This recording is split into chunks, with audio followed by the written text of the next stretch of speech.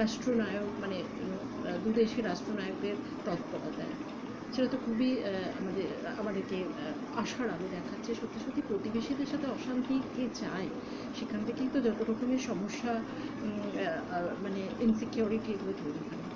তো দেখুন, আমি তোমাদের সাথে যে কথা বলছিলাম, আপনাদের সাথে যে কথা বলছিলাম, সেক্ষেত্রে আমরা বারবারই এটার মধ্যে আসছিলাম, এই করোনা আবহ, লকডাউন, এগুলো আমাদের জীবনযাত্রা যে পুরো পরিবর্তিত হয়ে গেছে।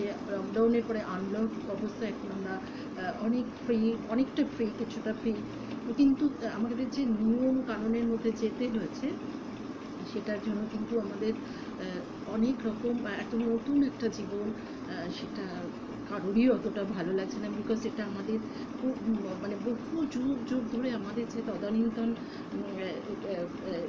আমাদের যে বলুন ভ্যালু সিস্টেম, বলুন বিলিফ সিস্টেম, যে মানুষের সঙ্গে মানুষের মেশা, মানুষের মনের সাথে মানুষের মনের আত্মীকরণ, যে যত মিশতে পারে সে তত আমরা আরেকজনের থেকে শিখি। কেউ কেউ আছে আমরা একটু একা থাকতে ভালোবাসি, একটু গুটিয়ে থাকি, কিন্তু তার মানে এই নয় যে আমরা আমাদের লোকজন পছন্দ করি না, হয়তো কিছুটা সিলেক্টিভ, সবার সাথে মিশতে পারি না, সেগুলো তো কিছু কিছু ভেরিয়েন্স আমাদের প্রত্যেক পার্সোনালিটির আছে। কিন্তু কিন্তু এই যে একটা ডিস্টেন্স মেনটেন করা, মাস্ক পরা, স্যানিটাইজ করা, এবং একটু মানে একটু কেন বেশ ভালো রকমের এই আতঙ্কের মধ্যে আমরা আছি, বিকজ এখনও কিন্তু করোনার মেডিসিন নেই। এবং আমরা জানি আমরা যাই কিছু করছি পায়ে পায়ে সবসময় কিন্তু ইনভিজিবল যে আমাদের এনিমি, যাকে আমাদের পর্যদস্ত করে চলার মতন কনসিয়াসনেস সবসময় থাকতে হয়, যে আমাদের সবসময় কনসিয়াস থাকতে হয়, একে কিন্তু মানে যেভাবেই হোক রুখে আমাকে আজকের দিনটার জন্য দিতে হবে, আবার কালকে ভাববো কালকের দিনটার জন্য দিতে হবে। এরকম একটা আবহাওয়া বাতাবরণের মধ্যে কিন্তু আমরা চলছি, এবং যথেষ্ট হেজিটেশন, স্লো লাইফ, সব জায়গাতে সময় যাচ্ছে, প্রচুর অপচয় হচ্ছে, এরকম কিছুর মধ্যে দিয়ে আমরা তো চলছি। তো ফলে আমাদের কিছুটা একটু মন মরা ভাব এটা আছে। এবার এই সারাদিন যদি সবসময় আমরা মন মরা ভাব এটা যদি সবসময় আমরা ভাবতে থাকি, তাহলে অটোমেটিক্যালি আরও বেশি আমরা ডিপ্রেশনের মধ্যে চলে যাব। তো এই থটগুলো যাতে তৈরি না হয় নিজের ভেতরে, যে পরিস্থিতি তাকে অ্যাকসেপ্ট করা এবং সেটার মধ্যে দিয়ে কত সদর্থকভাবে চলতে পারি সেটার মধ্যে যেতে হবে। এবং আমরা সবাই যাচ্ছি, অনেকটা অভ্যস্ত হয়ে গেছি, ছোটো থেকে বড় বৃদ্ধ মানুষ আমরা সবাই এটাতে অভ্যস্ত হয়ে গেছি, গ্রাম থেকে শহর, দেশ থেকে দেশান্তর, সব জায়গাতে। একটা খুব কথা আমার মনে হলো, ইদানিং লাস্ট কয়েকটা দিন যেরকম দেখছি চারিদিকের আমাদের বিশেষ করে ওয়েস্ট বেঙ্গলের আবহাওয়ায় এবং দেশ বিদেশের তো বটেই, যে একটা ভায়োলেন্স, একটা রাগ, মানে এগুলো অনেক কিছু কারণ আছে, তো বিশ্লেষণে যাবো না, কিন্তু সাইকোলজিস্ট হিসেবে এটা আমি বলে দিতে চাই, উল্লেখ করতে চাই, যেহেতু এই আমাদের যে সেশনগুলো হচ্ছে, এই যে আমি ভিডিওগুলো করছি, এগুলো একটা সেশনের মতো, যেটাকে আমরা সাইকো এডুকেশনও বলতে পারি। সেখানটায় কিন্তু এই ব্যাপারটা আসছে যে আমাদের ডিপ্রেশনের একটা বড় কারণ কিন্তু হচ্ছে আমাদের ডিসস্যাটিসফ্যাকশন, যেখান থেকে আমাদের অ্যাঙ্গার তৈরি হয়। মানে আমি যেটা চাইছি যেভাবে হোক, সেটা না হলেই কিন্তু আমার কি হচ্ছে, একটা রাগ হচ্ছে।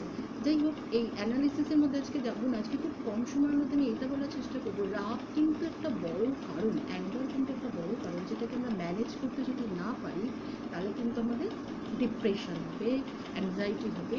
এবং আমি তো শয়ে শয়ে মানুষদের সাথে বহু বছর ধরে কাউন্সেলিংয়ে দেখা করছি, এবং নিজের পার্সোনাল লাইফের অভিজ্ঞতা, তাদের কাউন্সেলিং করার অভিজ্ঞতা, এটাতে আমি দেখেছি যে, এবং বিশ্বাসও করি যে মানুষের যে শারীরিক মানে অসুস্থতা, তার অনেকটার পেছনে থাকে কিন্তু তার এই রাগ সামলাতে না পারার অক্ষমতা।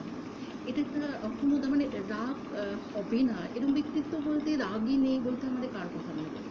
বুদ্ধদেবের কথা মনে করতে পারি, গান্ধীজি, আমাদের রামকৃষ্ণ পরমহংসদেব, সারদা, মা সারদা, এদের কথা আমরা ভাবতে পারি। কিন্তু সাধারণত আমাদের সবারই রাগটা হয় বা রাগ আমরা করে ফেলি, তো সেইটা একটা ভীষণ স্ট্রং ইমোশন, রাগ কিন্তু একটা ভীষণ স্ট্রং, ভীষণ পাওয়ারফুল ইমোশন। খুব সোজা কথা নয়, খুব ছেলে খেলা ব্যাপার নয় যে রাগকে আমি আমার রাগকে কন্ট্রোল করতে পারি। হ্যাঁ, আমি আমার রাগকে চেপে দিই, চেপে দিলে কি হয়, সাপ্রেস করে দেবো, এবং সেটার ফলে কিন্তু আমাদের ডিপ্রেশনই হয়। রাগ চেপে দিলে এবারে আমরা কী কী করি, রাগে রেগে গেলাম কোনো কী কী কারণ, সেগুলো আমি পরের আরেকটা ভিডিওতে আলোচনা করবো। কিন্তু যেটা হচ্ছে, যেটা আমার মেসেজটা দেওয়ার কথা যে দিতে চাইছি আজকে, যেটা হচ্ছে যে রেগে গেলে আমাদের কিন্তু নানান রকম মানসিক রোগ হয় এবং নানান রকম শারীরিক রোগ হয়, এবং তার ফলে কিন্তু রিলেশনশিপের প্রবলেম হয়, রিলেশনশিপ নষ্ট হয়ে যায়, নিজের জীবন নষ্ট করে ফেলি। এবং আরেকটা যেটা করে ফেলি আমরা, যে মুহূর্তের মধ্যে সেই রাগের পরিমাণ এতটাই হয়ে যায়, পরে রিপেন্টেশন হলেও কিন্তু আমি নিজেকে অনেক সময় বাঁচাতেই পারি না, সুইসাইড বা হোমিসাইড এরকম ঘটনা ঘটে যায়, যেটা আমরা চোখের সামনে প্রায়শই দেখছি। এবং এবং যেটা হয়, যদি আমি বেঁচে থাকি, প্রচুর রকমের শারীরিক মানসিক অসুস্থতা নিয়ে এবং সামাজিক অসুস্থতাও তৈরি হয়।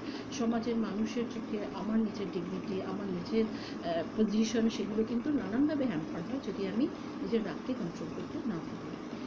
এবারে রাগকে প্রথম হচ্ছে যে আমার রাগ হয় নানান রকম কারণে। আমরা প্রথমে আঙুলটা বাইরের দিকে দিই যে এগুলো করেছে বা এগুলো হয়নি, এই ইনজাস্টিস ইত্যাদি ইত্যাদি, তার জন্য রাগ হয়। সেটা তো ডেফিনেটলি পরিবেশের একটা প্রভাব থাকে, কিন্তু পরিবেশকে তো আমি পাল্টাতে পারবো না, এই বিশ্বাসটার মধ্যে তো আমাকে সবসময় থাকতে হবে। পরিবেশে কারোর উপর আমার খুব একটা হাত নেই, সেটা ফ্যামিলি হতে পারে, ওয়ার্ক প্লেস হতে পারে, আমার সোসাইটি হতে পারে, যে কোনো জায়গায়, তো ফ্রেন্ড সার্কেল হতে পারে। কিন্তু আমি যেটা করতে পারি সেটা হচ্ছে যে নিজেকে কন্ট্রোল করতে পারি।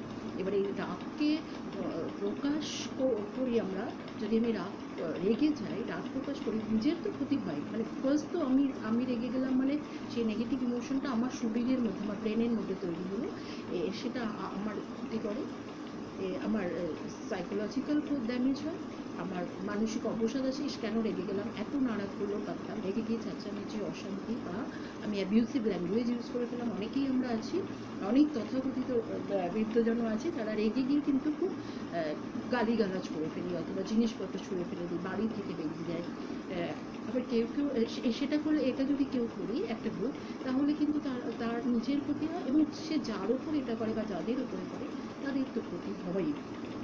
একটা পরিবার পুরো নষ্ট হয়ে যায় যদি পরিবারে একজন কি দুজন, একজন মানুষও যদি থাকে যে তার নিজের রাগ কন্ট্রোল করতে পারে না, তার থেকে তার মানসিক একটা দুরারোগ্য ব্যাধিও, মানসিক অসুস্থতা তা তৈরি হতে পারে। দ্বিতীয় কথা হচ্ছে যে এবার রেগে যাওয়ার ফলে ফেস লস হয়, সোশ্যাল প্রেস্টিজ নষ্ট হয়, রিলেশনশিপের ক্ষতি হয়। আমি রেগে গেলাম, আমি রেগে গিয়ে কিছু বক্তব্য রাখতে চাইলাম, সেটা আমাকে শিখতে হবে ওই একই বক্তব্য, একই কথা আমি বলবো, কিন্তু আমি না রেগে বলবো, অ্যাগ্রেসিভ মোডে না গিয়ে আর কি মোডে গিয়ে আমি কমিউনিকেট করতে পারি, সো দ্যাট আমার কথাটাও এক্সপ্রেসড হলো, আমার বক্তব্যটাও থাকলো, এবং আমার প্রেস্টিজও থাকলো, আমার শরীরও ঠিক থাকলো, পরিবেশ নষ্ট হলো না, যাকে বললাম তাকেও রেসপেক্ট করা হলো, এবং সে হয়তো শুনতে বা মানতে বাধ্য হলো, বা আমি বাধ্য হলাম যে কিছুটা নিজের যে কারণে রেগে গেছিলাম তার মধ্যে অতটা র্যাশনালিটি বা লজিক ছিল না, আমি অন্যের লজিকটা মেনে নিতে বা বাস্তবকে মেনে নিতে বাধ্য হলাম। তো একটা মিউচুয়াল একটা জায়গা তৈরি হলো, যেখানে আমার অ্যাটিটিউড যদি থাকে, যে আমি যদি শিখি, অ্যাটিটিউড আমাদের সবারই থাকে যে আমি আমার নিজেরও ভালো হোক, সবাইকে ভালো করতে চাই, অন্যের ভালোটা হচ্ছে না কেন তখন আমরা রেগে যাই।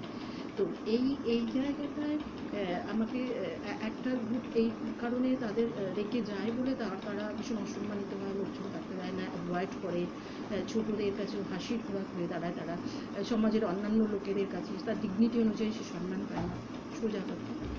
দ্বিতীয় আরেকটা গ্রুপ আছে যারা কি করে, এইগুলোর ভয়ে আমাকে লোকে কিভাবে নেবে, উচিত কি উচিত হবে না, নিজের মধ্যে কনফিউশনের জন্য সে কী করে, তারা কি করে, রাগটাকে চেপে দেয়। এই যে রাগটাকে চেপে দিলাম, কিন্তু ওপরে আমি দেখাচ্ছি না আমার কিছু অসুবিধা নেই, ঠিক আছে, তোমরা যেটা চলছো সেটাই বলছো বা করছো, যেটাতে চলছো সেটাতেই আমি আছি, কিন্তু অ্যাকচুয়ালি আমার মন বা আত্মা, আমার আমার ইচ্ছে, সেগুলো তো মানে তোমার সেটাকে সাপোর্ট করে না। ফলে হচ্ছে আমি কিন্তু সাংঘাতিক ভেতরে ভেতরে গুমরাতে থাকি, কষ্ট পেতে থাকি, যেটা আমার নানান রকম শারীরিক অসুবিধা, শারীরিক ভঙ্গিমার মধ্যে সেটা প্রকাশ পাবে, রিলেশনশিপে প্রকাশ পাবে, এবং সবাই বুঝতে পারবে, অনেকেই বুঝতে পারে। আর যদি বুঝতে নাও পারে, আমার কিন্তু অনেকটাই ক্ষতি হয়। দ্বিতীয় কথা হচ্ছে যে আমার নিজের উপর নিজের রাগ হবে, কারণ কি আমি সত্যি কথা বলতে পারলাম না, যেটা বলার উচিত ছিল বলে আমার মনে হয়েছিল সেটাকে আমি প্লেস করতে পারলাম না, because lack of my skills. কী করে রাগকে ঠিক মতন পুট করতে হয়, প্লেস করতে হয় অন্যের সামনে, সেটা আমি জানি না বলে আমার এই এই এই একটা হীনমন্যতা তৈরি হয়। সেখান থেকে কিন্তু আমার অবসাদ আসে, এবং রাগটা যখন আমার এই ভেতর থেকে আমি ঢুকিয়ে নিই, চেপে দিই, তার থেকেই বেশিরভাগ ডিপ্রেশনের সিদ্ধান্ত, সুইসাইড করার সিদ্ধান্ত, বা অন্য লোকের কে ব্লেম করা, অন্যের সঙ্গে মানে অন্যকে দোষারোপ করে রিলেশনশিপের প্রবলেমে জড়িয়ে পড়া ইত্যাদি সমস্যা কিন্তু মারাত্মকভাবে হয়। ফলে আমার যখন এই ধরনের কোনো মানসিক অসুবিধা আসছে, ফার্স্ট আমাকে কিন্তু যদি ভাবি যে আমার রাগটাকে চেক করতে হবে, আমাকে শিখতে হবে, তখন যদি সাথে সাথে আমি কোনো সাইকিয়াট্রিস্ট বা আমার কাছাকাছি কোনো ডক্টর, যে কোনো নলেজেবল পার্সন, তার হেল্প নিতে পারি। ফার্স্ট যদি আমি বন্ধুবান্ধব বা আমার পরিবারের লোকজন, পেরেন্টস, এদের কাছ থেকে তো আমি সাহায্য নিতে পারি। যদি দেখা যায় সেটা অ্যাডিকুয়েট হচ্ছে না, তাহলে পেরেন্টসদেরও উচিত এবং সবার উচিত যে মানে ডক্টরের কাছে যাওয়া অথবা সাইকোথেরাপির মধ্যে যাওয়া। Psychotherapy, psycho analysis, cognitive behaviour therapy, এগুলো এগুলো হচ্ছে একটা বিরাট প্ল্যাটফর্ম, বিরাট বড় একটা জায়গা, যেটার মাধ্যমে আমরা আমাদের ডিপ্রেশন কমাতে আমরা দেখি যে বেশিরভাগ ক্ষেত্রে মানুষটা কিন্তু তার রাগ প্রকাশ করতে পারে না। Inability to express his or anger actually is responsible for his actually mental breakdown or depression or panic attack or anything else. এগুলো কিন্তু অনেকে হার্ট অ্যাটাক পর্যন্ত হয়ে যায়, হাই বিপি হয়ে যায়, অনেকে ডায়াবেটিস হচ্ছে, ইভেন ক্যান্সারের মতো ওষুধও হচ্ছে, যেটা ইনকিউরেবল ডিসঅর্ডার সিম্পলি। কিন্তু সত্যি সত্যি দেখা গেছে যে সে অনেক সময় অনেকের শ্বাস প্রশ্বাসের কষ্ট হয়, সে কিন্তু রাগকে ঠিকমতো কন্ট্রোল করতে পারে না। এই রাগকে কন্ট্রোল করতে হলে কিন্তু আমাদের 4টে স্টেপের মধ্যে দিয়ে যেতে হবে। আমি যদি পেছন থেকে ব্যাক করি, বিহেভিয়ার লেভেল, তারপরে হচ্ছে আমার তোমার বিহেভিয়ার লেভেল, তারপরে হচ্ছে আমার স্পিচ, আমার কথাবার্তার লেভেল, তার পেছনে হচ্ছে আমার ইমোশনাল লেভেল, তার পেছনে কিন্তু হচ্ছে আমার থট লেভেল। তার মানে আমাকে আমার চিন্তায় প্রথমে রাগ সম্পর্কিত যে চিন্তা ভাবনাগুলো আমার হয়, এটা করা উচিত না, ও কেন এটা করলো, আমি কেন এটা করতে পারলাম না, এক্সেট্রা যা কিছু হোক, সেই বা কনফ্লিক্ট বা স্ট্রেস যাই কিছু হোক, সেটাকে আমি রিজলভ করতে পারলাম না, মানে ঠিক চিন্তা করতে পারিনি। ফলে আমার ইমোশনটা নেগেটিভ হতে থাকে, আমার ডিপ্রেশন হতে থাকে, অ্যাংজাইটি, দুশ্চিন্তা হতে থাকে, ভবিষ্যৎ নিয়ে দুশ্চিন্তা হতে থাকে, সেটা অর্থনৈতিক হতে পারে, সামাজিক হতে পারে, সাইকোলজিক্যাল হতে পারে। এবং সেখান থেকে কিন্তু আমার যে আউটবাস্ট, সেটা আমার ভোকাল আউটবাস্ট, মানে যেভাবে আমি যেটাকে আমরা খুব বুঝে বলি যে নিজের ভেন্টিলেশনের জন্য আমি যেটা করি, প্রতিবাদ করে ফেলি ইত্যাদি ইত্যাদি, এগুলো এখান দিয়েও রাগটা প্রকাশিত হয়, সেই লেভেলটা। এবং আরেকটা লেভেল হচ্ছে বিহেভিয়ার লেভেল, যেটা বললাম জিনিসপত্র ছুটে ফেলে থাকে। মানে এই 4টে লেভেলের রাগকে আমার ম্যানেজ করতে হবে। আমি যদি কোনো লেভেলটা না পারি, একটা বিহেভিয়ার লেভেলও রাগ ম্যানেজ করতে পারি, তাহলে অনেকটা আমার কিন্তু স্পিচ বা স্পোকেন লেভেলে, যেখানে আমি ভোকালি এক্সপ্রেস করছি, সেইখানটা অনেকটা ম্যানেজ হবে। তাহলে দেখা যায় যে ইমোশনও অনেকটা ম্যানেজ হয়ে যায়, এবং থটগুলো থেকে গেল, সেখান থেকে পরবর্তী ক্ষেত্রে যদি ল্যাপস হয়, আমি রাগ আর কন্ট্রোল করতে পারলামই না, সেই জায়গাটা একদম কিওর করতে গেলে আমার কিন্তু থট লেভেল অব্দি পৌঁছাতে হবে। তার জন্য প্রচুর টেকনিক্স আছে, থেরাপিতে যেতেই হবে, কিছুটা সময় দিতে হবে, থেরাপিস্টকে সময় দিতে হবে, ডক্টরকে সময় দিতে হবে, অনেক সময় আমাদেরকে মেডিসিনও নিতে হয়, মেডিসিন প্লাস সাইকোথেরাপি, এভাবে একটা গ্রুপ সাপোর্টিভ থেরাপি হিসাবে একটা কাজ করতে হয়। তার মধ্যে যদি যেতে পারা যায়, তাহলে কিন্তু অদ্ভুত সুন্দর একটা এডুকেশন নিজেরও হয়, এবং তার ফলে নিজের কন্ট্রোলটা আসে, how can I manage, because পরিবেশে তো আমাকেই থাকতে হবে, তো I have to know the unique way to manage my emotion. এই ইমোশন ম্যানেজমেন্টের এই অ্যাঙ্গারটা ম্যানেজ করতে পারলে দেখা যায় যে ডিপ্রেশন বা শারীরিক অসুস্থতা বা একটা whimsical ইম্পালসিভ কোনো ডিসিশন, সেটা সুইসাইড হোক, হোমিসাইড হোক, এগুলোর মধ্যে খুব এডুকেটেড পার্সন, খুব ইকোনমিক্যালি এনরিচ পার্সনদেরও যেতে হয় না, গ্রাসরুট লেভেলের মানুষদেরও তারা খুব কমই এই ধরনের জিনিসের মধ্যে যান।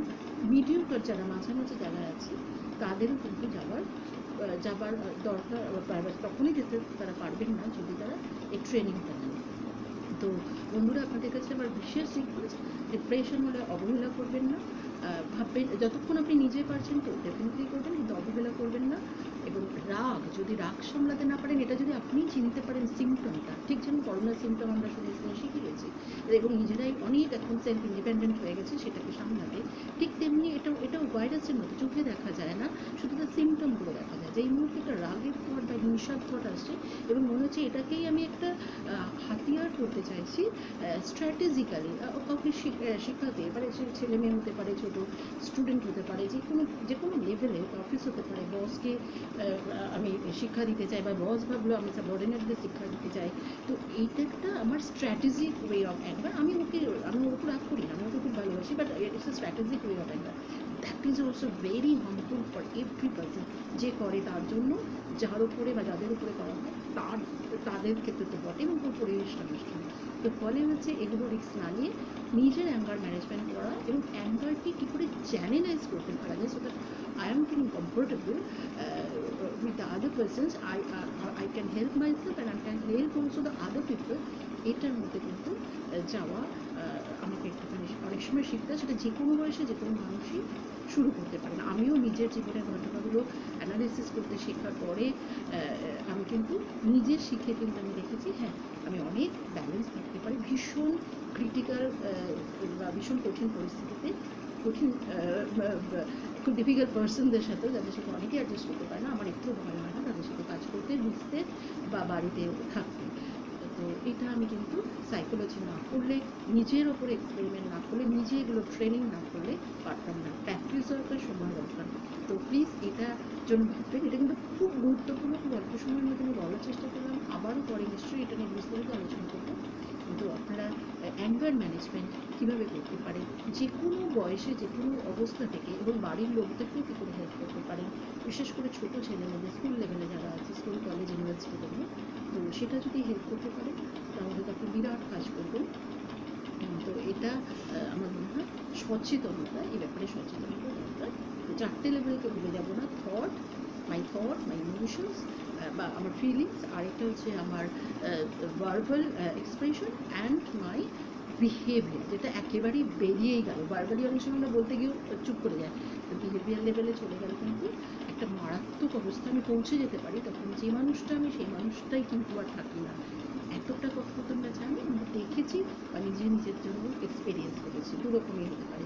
তো প্লিজ আপনারা চেষ্টা করবেন যত তাড়াতাড়ি সম্ভব অ্যাঙ্গার নিয়ে প্রবলেম হলে সেটা ম্যানেজমেন্টের জন্য কোনো সাইকোলজিস্ট বা সাইকিয়াট্রিস্টের সঙ্গে, যে কোনো ডক্টরের সাথে, যে কোনো ডক্টর, ফ্রেন্ড আর রিলেটিভ যেই বলুন কেন, তার সাথে যোগাযোগ করবেন। আজকে এই পর্যন্তই থাকুন। নমস্কার। আশা করি আপনারা সবাই ভালো থাকবেন, শান্তিতে থাকবেন এবং অন্যকেও তাদের ইমোশন ম্যানেজ করে শান্তিতে থাকতে হেল্প করবেন।